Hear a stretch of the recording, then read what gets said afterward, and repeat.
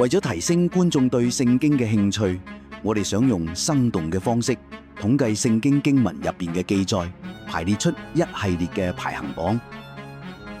我哋會用成個舊約作為範圍，挑選當中武力值最高嘅5位人士。等我哋即刻開始啦！謹記，本節目只為吸引觀眾閱讀聖經，並非真理講道。排行榜次序亦未經精密科學計算。各位如果對排行榜次序有任何意見，歡迎留言討論。亦請各位多讀聖經，多通曉神嘅話。今集嘅舊約武力值排行榜，先同大家揭曉第5位。第5位係喺撒母耳記入邊出場嘅掃羅王，佢係以色列人嘅第一位君王，係以色列百姓被神領出埃及之後，一直都係處於士師帶領佢哋嘅狀態。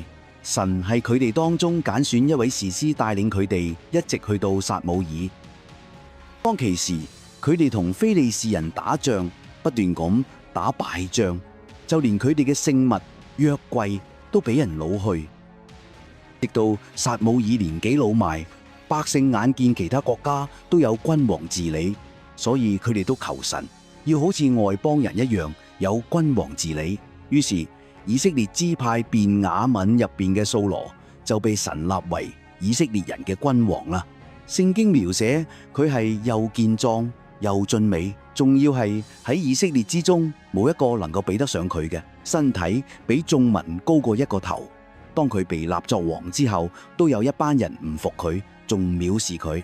係撒母耳上第10章27節就咁講。但有啲匪徒話：呢人點能夠我哋呢？就藐視佢，冇送佢禮物。掃羅卻唔理會，直到掃羅帶領以色列人大大散滅亞捫人嘅陣營。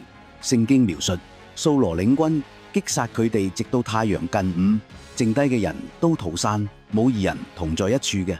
呢場可以講得上係掃羅封王之戰，從此以色列人都服咗佢。如果用一段聖經總結掃羅王嘅武力值，我哋可以睇撒母耳記上14章47至48節，掃羅執掌以色列嘅國權，攻打佢四圍所有嘅仇敵，就係摩押人、亞捫人、以東人同埋瑣巴諸王以及非利士人。佢無論往何處去，都打敗佢哋。掃羅奮勇作戰，擊敗亞瑪力人，救咗以色列脫離搶掠佢哋之人嘅手。根據以上嘅描述，係舊約聖經武力值排行榜嘅第5位，就係以色列嘅第一位王掃羅啦。跟住我哋一齊睇下第4位，聖經舊約武力值排行榜第4位，係撒母耳記列王記入邊嘅另一位主要人物，寫咗無數首詩篇嘅大衛。大衛嘅武力值可以係一場眾所皆知嘅戰役入邊睇到。當巨人哥利亞向以色列人罵陣嘅時候，啱啱排名第5位嘅掃羅同以色列眾人聽到巨人挑釁，都驚惶同極其害怕。而只有當其時仲係牧羊人嘅少年大衛出戰，最終用一粒石仔就將巨人擊倒。以色列就流傳一句話：掃羅殺千千，大衛殺萬萬，導致掃羅王開始妒忌大衛，然後一生都喺度追殺佢。而神最終廢棄咗掃羅，立大衛為王。耶穌基督嘅皇族血統就由大衛開始。第3位係摩西接棒人，帶領以色列人入迦南地嘅約書亞。約書亞活躍係出埃及記、民數記、申命記同約書亞記。佢一開始作為摩西嘅幫手，係摩西帶領以色列人出埃及之後，摩西年紀已經相當老邁，基本上戰場上衝鋒陷陣嘅就係約書亞。佢嘅第一場仗就係同亞瑪力人爭戰，而爭戰嘅勝負實際唔係佢身上，而係山頂嘅摩西身上。只要摩西舉起手，約書亞就會打勝仗，但係一垂手，佢就會失敗。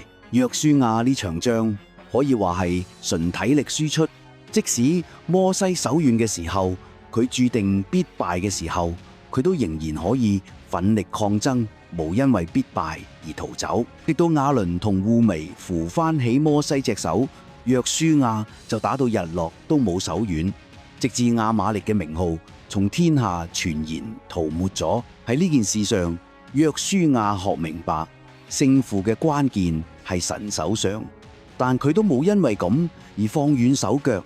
之後係約書亞記嘅每一場仗，佢都係全力以赴，無數嘅極惡迦南地族人都係被佢帶領消滅。再提多件事，當佢作為12探子之一去探地嘅時候，10個探子話迦南地人個個都好似巨人咁高大，自己喺佢哋面前只係蚱蜢，唔願意出戰。只有約書亞同迦勒依然願意勇敢上陣。從聖經睇約書亞嘅戰績同佢參戰嘅戰場描述，由細打到年紀老邁，可謂刀劍不離身，所以佢嘅武力值估算係排行第3。第二位，相信一談及武力值，大家一定會諗起一個人物，就係士師參孫。聖經記載參孫力大無窮，可以徒手將獅子撕裂，可以用驢嘅一塊腮骨就殺咗1000人，又可以捉300隻狐狸，尾巴一對對捆上。可惜參孫就英雄難過美人關，最終佢有神力嘅原因講咗俾一個妓女大利拉聽，原來秘密係頭髮度，最終被敵人捉住，連對眼都俾人整盲埋。係敵人想羞辱佢嘅一場宴會上邊，佢啲頭髮開始慢慢生翻出嚟，最後左手抱一根柱，右手抱一根柱，將成個宴會場地推冧，同3000個敵人同歸於盡。最後我哋嚟到今日排行榜嘅第一位，係聖經入邊仲有一位武力值奇高嘅人。之前掃榜嘅人物已經可以講得上係世間少見嘅勇士，究竟仲有邊個比佢哋更勁呢？答案就係雅各，亦即係以色列。以色列人嘅名就係由以色列，即係雅各呢個人嚟啦。可能你會覺得佢只係生性狡猾，武力上面應該比唔上之前嘅4位，但係千祈唔好忘記佢係雅博渡口，做咗一樣前無古人後無來者嘅事，就係與神摔跤，一人一神，由夜晚一直摔跤直到黎明。然後聖經描述嗰人見自己勝唔過佢，當然我哋相信神冇真係出到神力，否則就好似係佢大腿窩一扭就已經要缺腿啦。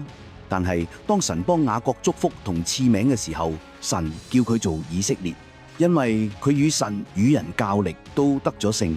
而雅各就將雅博渡口改名為毗努伊勒，意思係我面對面見咗神，我嘅性命仍得保存。呢個描述基本上係聖經唯一。都相信雅各即使面對排行榜嘅其他人，佢至少係會立於不敗之地。所以舊約武力值排行榜嘅第一位就係雅各以色列啦。再補充一次，排行榜純粹想提升觀眾對聖經嘅興趣，希望大家要多讀聖經。